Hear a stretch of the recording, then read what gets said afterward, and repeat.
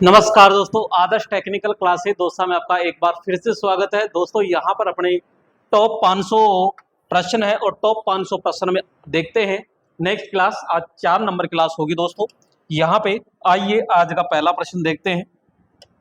और दोस्तों यहाँ पे जो पहला प्रश्न है वो क्या है, तो यहाँ 76 नंबर है। गैर परंपरागत ऊर्जा स्रोतों को ऊर्जा का खालिस्तान सोर्स भी कहा जाता है। तो दोस्तों यहाँ पे एक एक पॉइंट को थोड़ा सा ध्यान से समझिएगा। यहाँ पे कहा गया है गैर परंपरागत, इसका मतलब है ये दो प्रकार से होता है। एक होता है दोस्तों परंपरागत, क्लियर, और एक होता है दोस्तों अपरंपरागत। अपरंपरागत, ठीक है। परंपरागत का मतलब होता है बेस सोर्स जो केवल एक बार उपयोग में आते हैं। वे सोर्स जो केवल एक बार उपयोग आते हैं वो आपके परंपरागत कहलाते हैं। तो यहां पे लिखेंगे केवल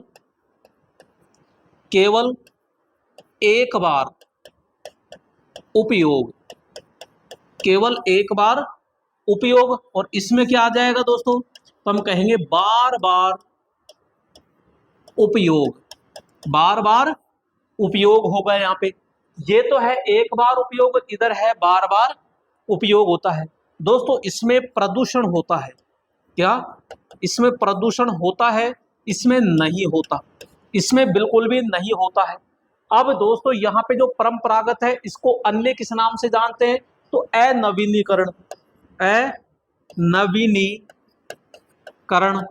और इसे क्या कहेंगे दोस्तों, अपन इसे कहेंगे नवीनीकरण, नवीनीकरण कहते हैं। इसी को गैर परंपरागत कहते हैं, गैर परंपरागत कहते हैं। अब दोस्तों इसमें कौन कौन से पावर प्लांट आते हैं, तो यहां पे ध्यान से देखना।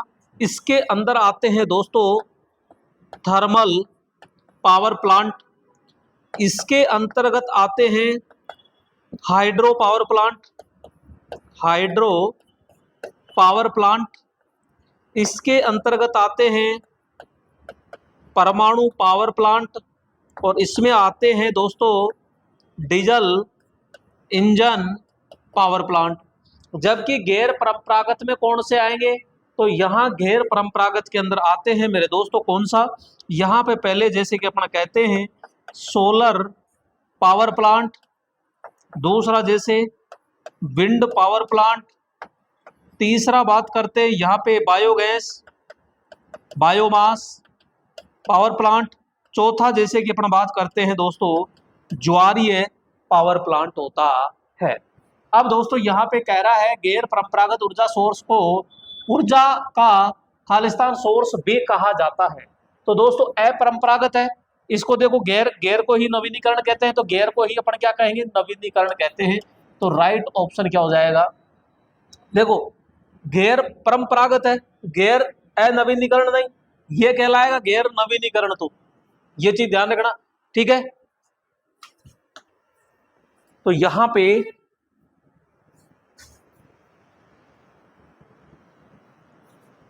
तो राइट ऑप्शन क्या हो जाएगा इसका, ए ऑप्शन हो जाएगा, ठीक है दोस्तों।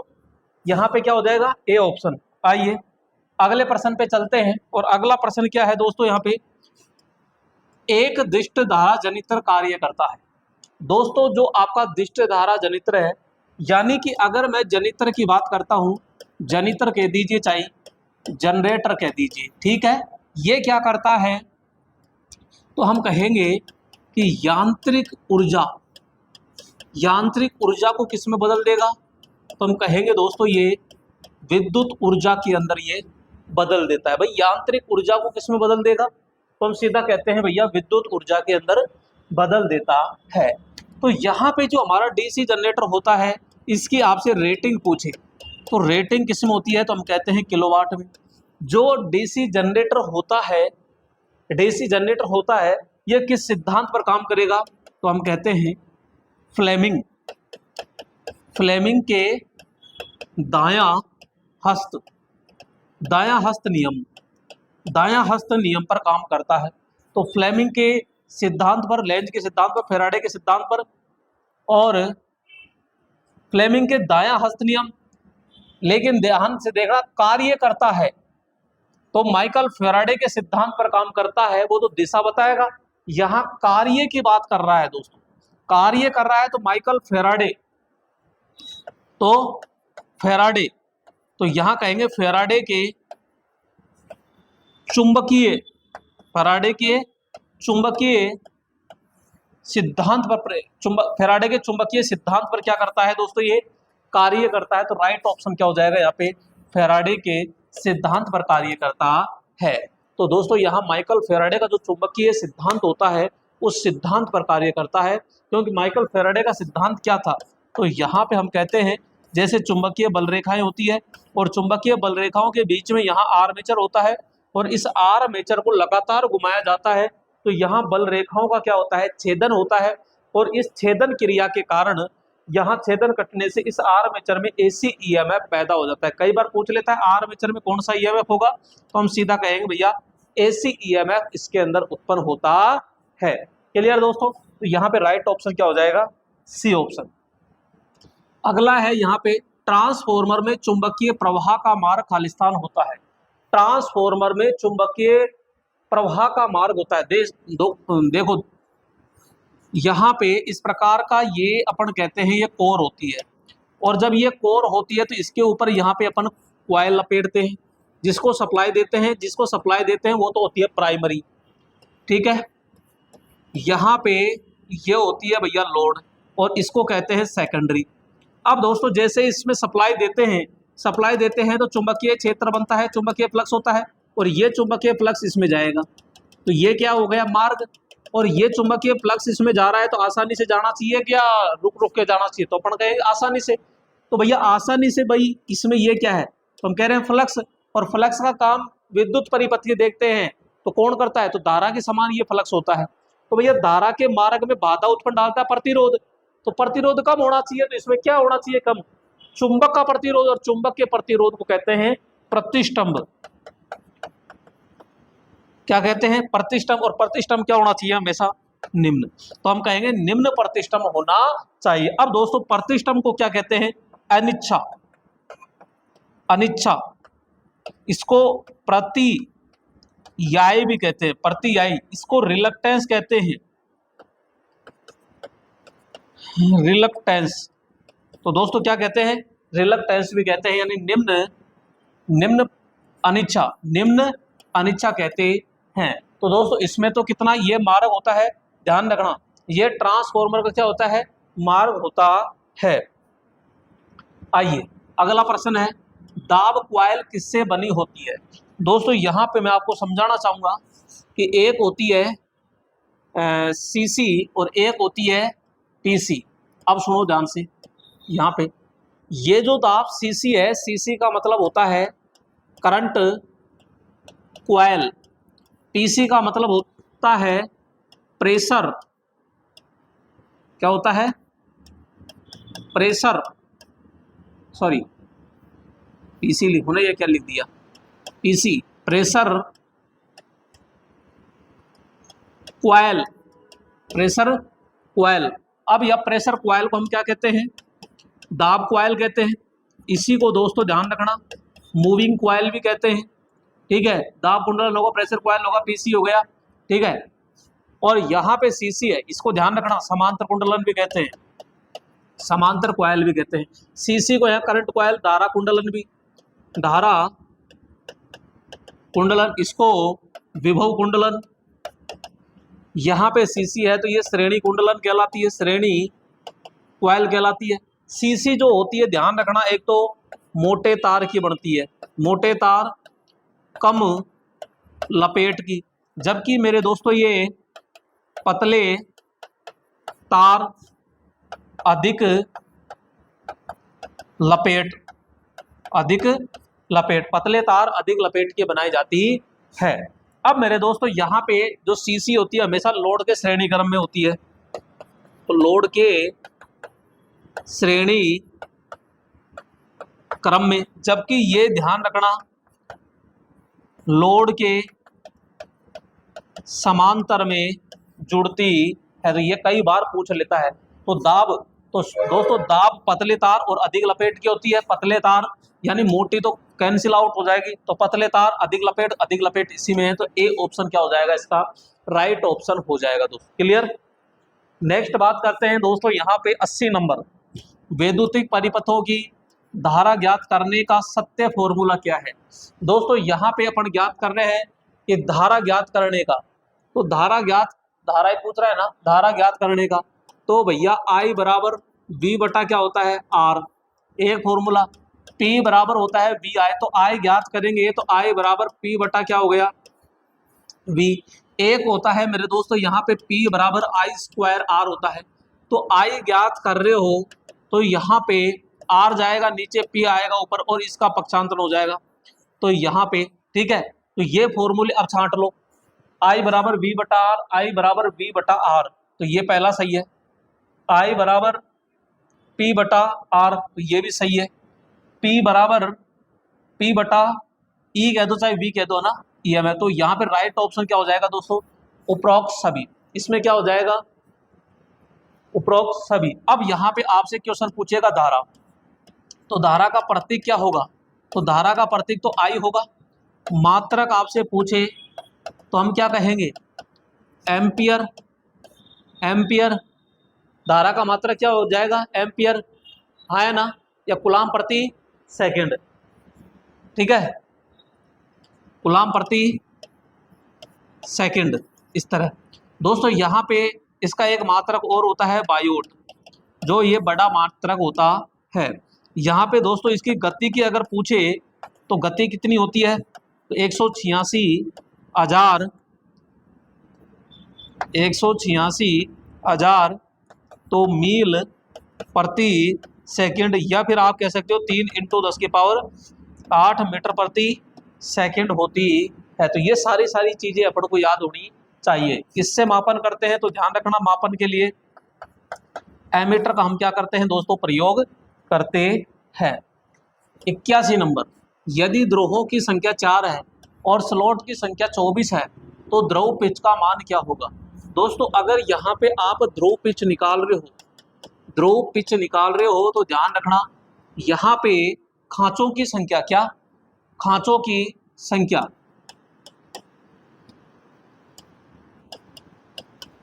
खांचों की संख्या बटे में क्या आ जाएगा, खांचों की संख्या बटे में दोस्तों इसमें आ जाएगा पोल की संख्या। पोल की संख्या, खांचों की संख्या बटे में क्या आ जाएगा दोस्तों, पोल की संख्या हो जाएगा। अब दोस्तों यहाँ पे खांचों की संख्या कितनी है, तो हम कहते हैं 24, और बटा पोल की संख्या कितनी है, तो यहाँ पे कह रहे हैं भैया 4। तो यहाँ पे ध्रुव पिच है यहाँ पे, तो यहाँ पे ध्रुव पिच हो जाएगा YP बराबर क्या हो जाएगा 6। कितना आ जाएगा दोस्तों, 6। तो ये चीज ध्यान रखना, यहाँ पे पिच का मान कितना होगा, यहाँ पे अपन सीधा कहेंगे भैया 6 होता है। अगला 82 नंबर, किस प्रकार की DC मोटर भार उठाने और क्रेन में प्रयोग की जाती है। दोस्तों ध्यान रखना यहाँ पे चाहे तो क्रेन हो, ठीक है, चाहे यहाँ ट्रैक्शन हो, चाहे यहाँ लोकोमोटिव मशीन हो, ठीक है, यहाँ ट्रैक्शन हो गया, क्रेन हो गई, यहाँ ट्रेन इंजन, ठीक है, यहाँ पे होएस्ट हो, क्रसण हो आदि। तो दोस्तों आदि यानी भारी लोड आपसे पूछ ले, भारी लोड आपसे पूछ लेना, तो इस भारी लोड के लिए क्या ठोक दो सीधा, यानी DC श्रेणी मोटर, DC श्रेणी मोटर ठोक दीजिए, यानी DC सीरीज मोटर सीधा ठोक दीजिए, बस और कुछ नहीं है। नियत गति के लिए पूछ ले तो यहां सीधा ठोक दो नियत गति के लिए।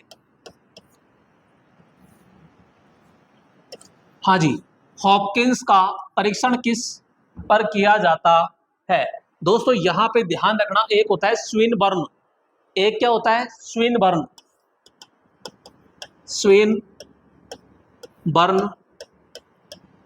परीक्षण, तो दोस्तों यहाँ पे जो स्विन बर्न होता है ना, ये हमेशा किस पर होता है? नो लोड पर। और जब नो लोड पर होता है तो ये किसके लिए प्रयोग किया जाता है?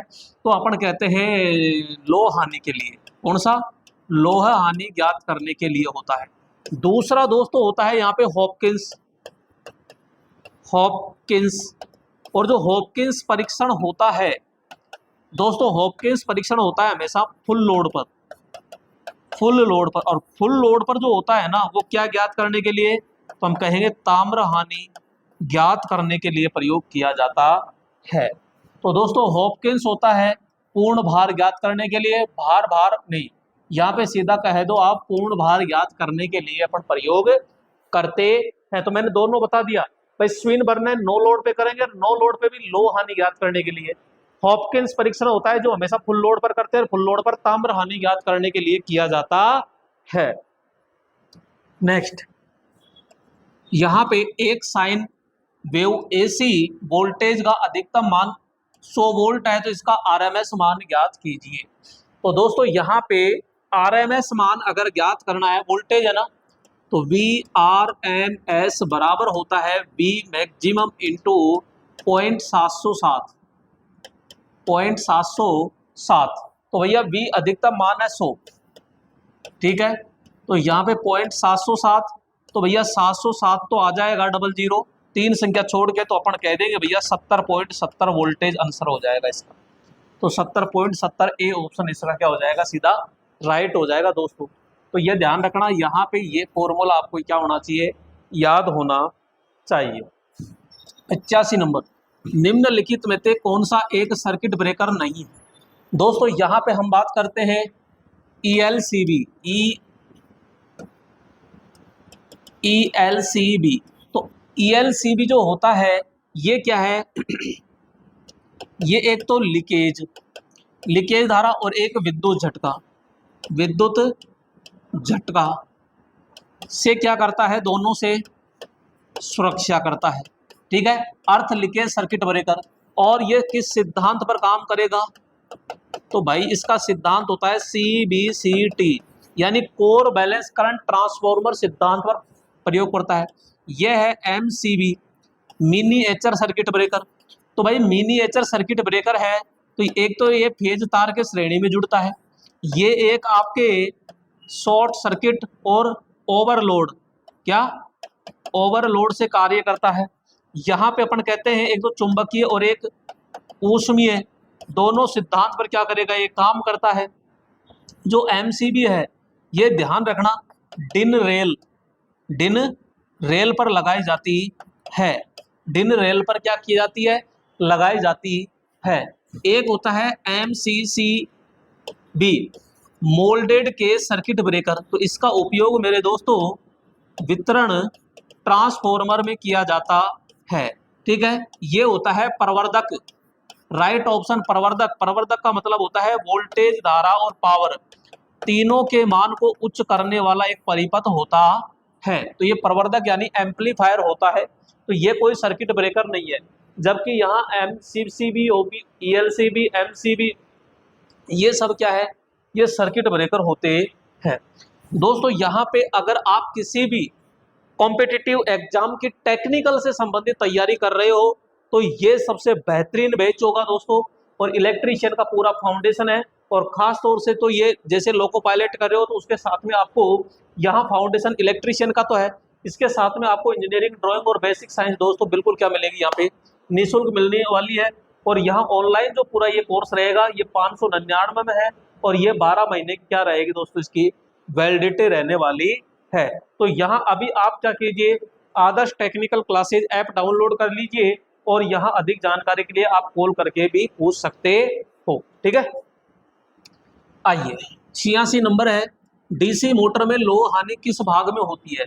दोस्तों मैं बात कर रहा हूँ, ये थोड़ा सा समझिएगा। यहाँ पे ये भाग होता है दोस्तों, और बीच का घूमने वाला भाग आर्मेचर होता है। तो दोस्तों यहाँ पे जब सप्लाई देते हैं तो हम डीसी देते हैं, और डीसी देते हैं तो यहाँ तो डीसी देते हैं, तो ये तो DC DC DC DC DC DC DC हो गया। अब जैसे यहाँ भी डीसी देते हैं, लेकिन यहाँ पे होता है हमारा कम्यूटेटर, और कम्यूटेटर क्या काम करता है?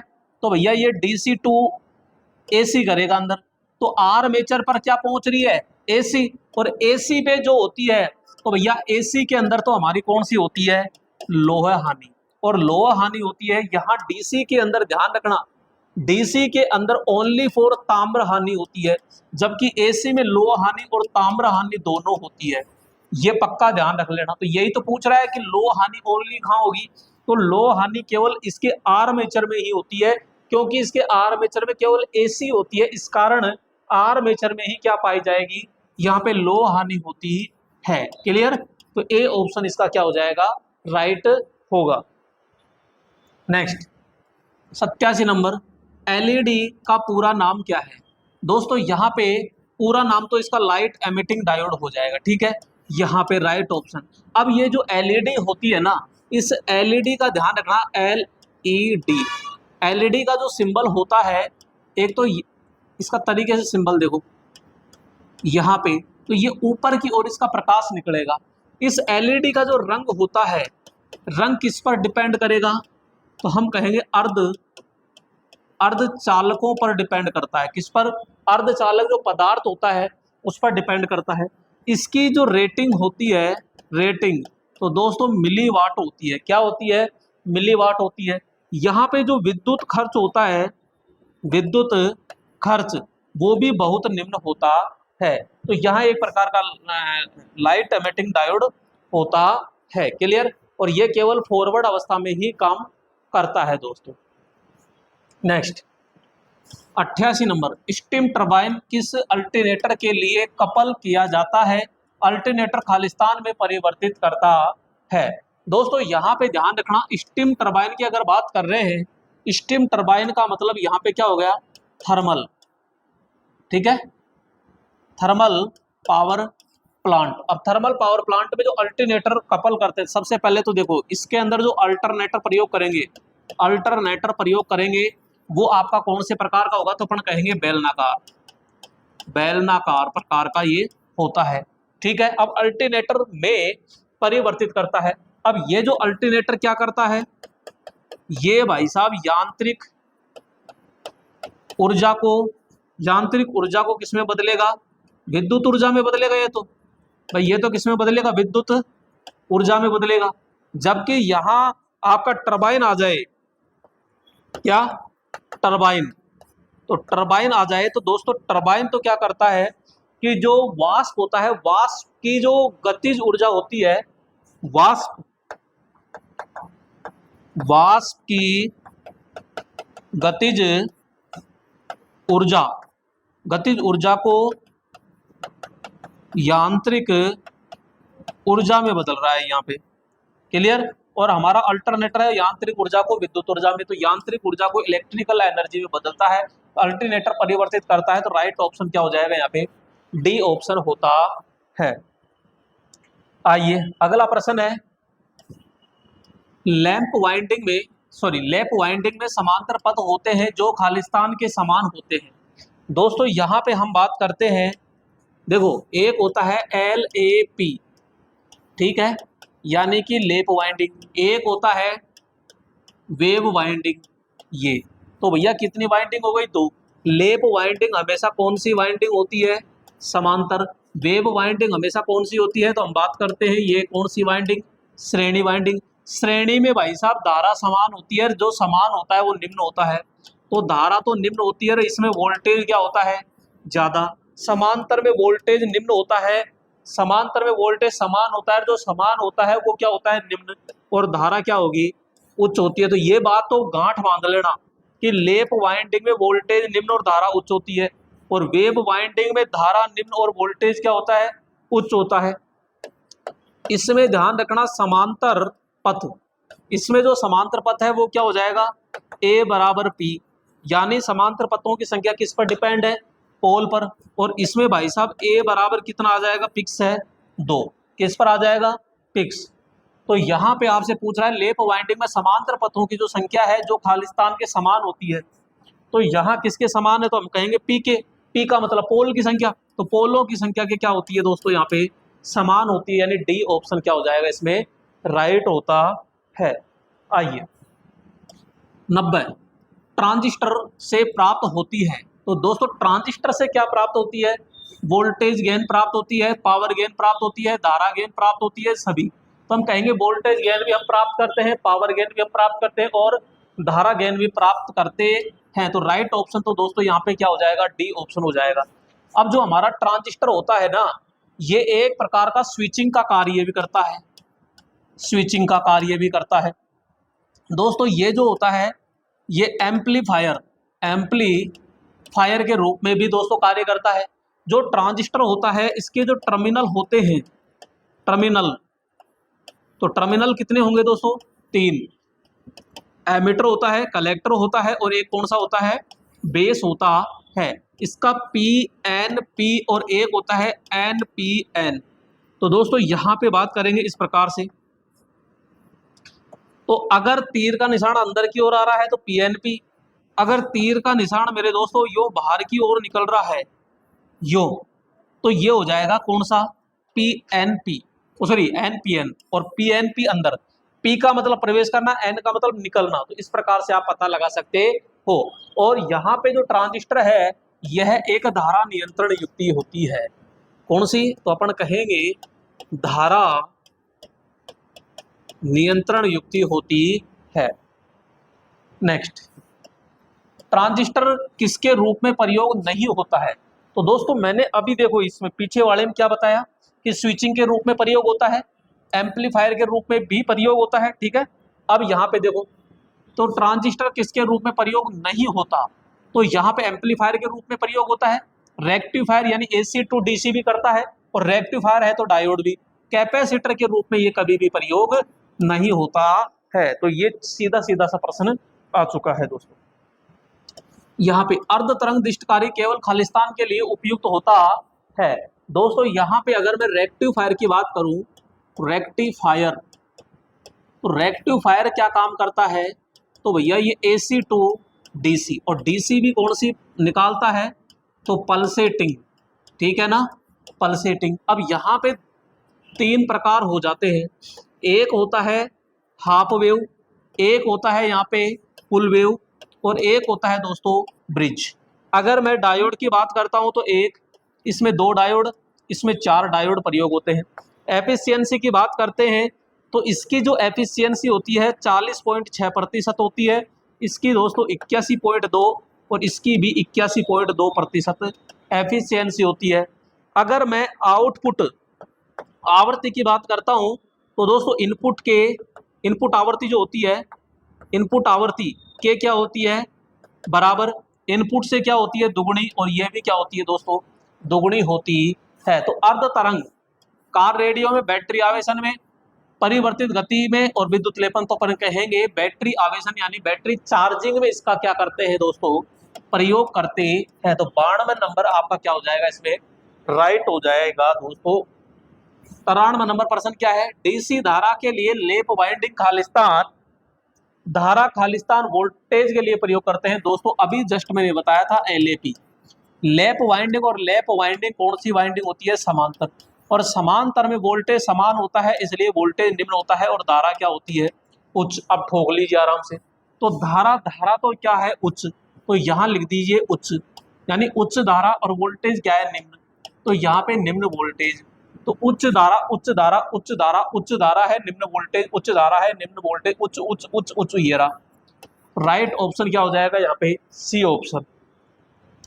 यहाँ पे दोस्तों 94 नंबर है, 8 पोल है, 60 हर्ट्ज आपूर्ति के लिए मशीन की गति ज्ञात करनी है। तो दोस्तों यहाँ पे हमको पता है F बराबर क्या होता है, पी एन अपॉन में 120। गति ज्ञात करते हैं तो दोस्तों P जाता है नीचे, F इंटू 120 क्या होता है ऊपर। F कितना है यहाँ पे, 60 हर्ट्ज है, 120 ऑप्शन ये है, और P कितना है, 8। तो दोस्तों यहाँ पे देखो 8 एकम 8 4 40 हो गया, 8 पंजो 40 और 15 छिकी 90, यानी कि 900 आरपीएम दोस्तों इसका क्या आ जाएगा, राइट आंसर आ जाएगा। क्लियर। अगला देखिएगा 95 नंबर, प्लेट अर्थिंग में तांबा प्लेट का आकार खालिस्तान होता है। दोस्तों अगर आप प्लेट अर्थिंग की बात कर रहे हो, प्लेट, तो सबसे पहले जो गड्ढा होता है, ध्यान रखना गड्ढा होता है दोस्तों वो 90 इंटू 90 इंटू 90 सेंटीमीटर का होता है, ठीक है, सेंटीमीटर, ये तो लंबाई इंटू चौड़ाई होगी। जो गहराई होती है 1.5 मीटर से कितना होता है, 3 मीटर इसकी गहराई होती है। प्लेट का अगर आकार की बात करते हैं तो दोस्तों 60 इंटू 60 होता है, ये सेंटीमीटर होता है। जबकि 3.18 mm से ये कम मोटा नहीं होना चाहिए ये, ठीक है। अब ये डिपेंड करता है, यानी ये तांबे का होता है, इसको ऊर्ध्वाधर अवस्था में लगाया जाता है। इस तक प्लेट तक पानी पहुंचाने के लिए ये जो जीआई होता है, ये जीआई का पाइप होता है जो 19.5 mm का होता है, ठीक है, 19.5 mm का होता है। तो यहाँ पे हम बात करते हैं दोस्तों 60-60 और 3.18, ये तो मिल गए ना, 60-60 3.18, तो राइट ऑप्शन क्या हो जाएगा यहाँ पे, डी ऑप्शन आपका राइट होगा दोस्तों। अगला आता है यहाँ पे 96वां नंबर, प्रकाश पुंज या ज्योति पुंज की इकाई क्या होती है। दोस्तों प्रकाश पुंज का मतलब हो गया प्रकाश फ्लक्स, और प्रकाश फ्लक्स का मतलब क्या हो जाता है यहाँ पे, ल्यूमन हो जाता है। तो राइट ऑप्शन तो क्या हो जाएगा यहाँ पे, ये। जबकि दोस्तों लक्स पूछता है तो ये ओनली फॉर किसका आ जाएगा, तो यहाँ हम कहेंगे प्रदीप्ति। भाई ये किसका हो जाता है, प्रदीप्ति, तो ये प्रदीप्ति का होता है। स्टेरेडियन यानी ठोस कोण का हो गया कैंडला, ज्योति तीव्रता, ये किसका हो गया, ज्योति तीव्रता, ये ज्योति तीव्रता का हो जाता है कैंडला। नेक्स्ट है दोस्तों 97वां नंबर, कार्बन आर्क लैंप का उपयोग किया जाता है। दोस्तों कार्बन लैंप के अंदर क्या होता है कि ये कार्बन के इलेक्ट्रोड होते हैं, क्लियर, इस प्रकार के। तो दोस्तों इसमें एक मोटा होता है और एक पतला होता है। जो मोटा होता है वो प्लस होता है, धनात्मक होता है, और पतला वाला माइनस का। तो ये प्लस और ये माइनस, ये दुगुना पतला होता है। इससे जो प्रकाश मिलता है दोस्तों वो 85% मिलता है, 10% इससे मिलता है, और यहाँ पे चिंगारी होती है तो 5% यहाँ से मिलता है। और इसको कांच की बोतल के, सॉरी कांच की ट्यूब के अंदर क्या कर देते हैं, बंद प्रयोग कर देते हैं। अब इसका जो प्रयोग करते हैं वो कहाँ पे करते हैं, आर्क लैंप का प्रयोग जो करते हैं वो सर्ज लाइट के अंदर प्रयोग करते हैं। कहाँ पे, तो हम कहते हैं सर्ज लाइट या फिर प्रोजेक्टर, कहाँ पे, प्रोजेक्टर, प्रोजेक्टर के अंदर प्रयोग किया जाता है, ठीक है। ये कह रहा है कार्बन आर्क लैंप का प्रयोग किया जाता है, शयन कक्ष प्रदीपन बिल्कुल नहीं करते, अस्पताल में नहीं करते, स्टडी में नहीं करते, तो फिल्मों के जो प्रोजेक्टर होते हैं वहां पे करो, या फिर सर्ज लाइट के अंदर अपन प्रयोग करते हैं। तो राइट ऑप्शन क्या हो जाएगा यहाँ पे, बी ऑप्शन होता है दोस्तों। यहाँ पे एक क्या लगाया जाता है, तो अपन कहेंगे बेलास्ट, तो यहाँ पे बेलास्ट लगाया जाता है। नेक्स्ट 98वां नंबर, एक एंगस्ट्रम खालिस्तान तुल्य होता है। तो दोस्तों यहाँ पे बात करेंगे एक एंगस्ट्रम, एक एंगस्ट्रम बराबर 10 की पावर -10 मीटर होता है। यहाँ पे एक एंगस्ट्रम बराबर 10 की पावर -8 सेंटीमीटर होता है। तो 10 की पावर -10 मीटर हो जाएगा, 10 की पावर -8 सेंटीमीटर, 10 की पावर -8, ये क्या है भाई, दोनों क्यों दे दिए इसने,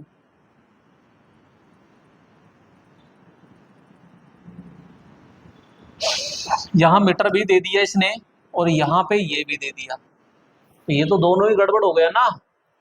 अब यहाँ तो ये दोनों ही क्या है भैया, ठीक है, यहाँ ये दोनों ही ठीक होंगे, ये चीज ध्यान रखना, यानी ये भी ठीक है और ये भी ठीक है। तो एक एंगस्ट्रम बराबर 10 की पावर -10 मीटर होता है, एक एंगस्ट्रम बराबर 10 की पावर -8 सेंटीमीटर होता है। क्योंकि अगर इसको मैं 100 से इंटू करता हूँ तो 2 माइनस की चली जाएगी यहाँ से, तो यहाँ 10 की पावर -8 सेंटीमीटर होता है। नेक्स्ट 99वां नंबर है, हैलोजन लैंप का मुख्य उपयोग कहाँ किया जाता है। तो दोस्तों यहाँ पे जो हैलोजन लैंप होता है इसका मुख्य जो उपयोग होता है ना, वो देखो यहाँ पे ये हैलोजन होती है, इसके बीच में यह फिलामेंट होता है, और इसका जो प्रयोग किया जाता है वो इस प्रकार से आपने देखा होगा ये। और शादी समारोह में इसका उपयोग करते हैं, खेल के मैदान होते हैं वहाँ पे प्रयोग किए जाते हैं, हवाई अड्डे होते हैं वहाँ पे प्रयोग किए जाते हैं। तो ये एक तंग नलिका होती है, और ये किसकी बनी होती है, तो हम कहते हैं भैया ये फिलामेंट, तो ये फिलामेंट की बनी होती है जो टंगस्टन होता है। खेल में, हवाई अड्डे, पार्क, उपरोक्त सभी। तो राइट ऑप्शन क्या हो जाएगा यहाँ पे, डी ऑप्शन होता है। नेक्स्ट दोस्तों यहाँ पे पी प्रकार की अर्धचालकता में प्रयुक्त वाहक कौन सा होता है? दोस्तों एक तो होता है पी प्रकार, एक होता है एन प्रकार। क्लियर? इसमें अगर अशुद्धि पूछे, अशुद्धि पूछे तो अशुद्धि तो कौन सी हो जाएगी? पंच संयोजी। ठीक है, पंच संयोजी। और इसमें दोस्तों अशुद्धि पूछे तो हम कहेंगे त्रि संयोजी, त्रि संयोजी होती है। अब यहाँ पे एक होता है होल और एक होता है मेरे दोस्तों क्या? इलेक्ट्रॉन। तो इलेक्ट्रॉन तो होता है इसमें कम और होल की मात्रा होती है ज्यादा, जबकि इसके अंदर होल और इलेक्ट्रॉन दोनों है। तो यहाँ इलेक्ट्रॉन की मात्रा तो इसमें ज्यादा आ जाएगी और होल की मात्रा इसमें क्या आ जाएगी? कम हो जाती है। तो ये चीज ध्यान रखना। अब पी प्रकार पूछ रहा है तो ये कह रहा है चालकता में प्रयुक्त प्रमुख वाहक कौन होगा? तो प्रमुख वाहक तो इसमें कौन हो जाएगा? होल होता है। राइट ऑप्शन क्या हो जाएगा इसमें? ए ऑप्शन होता है। तो दोस्तों ये थे आज के टॉप प्रश्न। ठीक है दोस्तों, कैसा लगा आप जरूर कमेंट करके जरूर बताइएगा।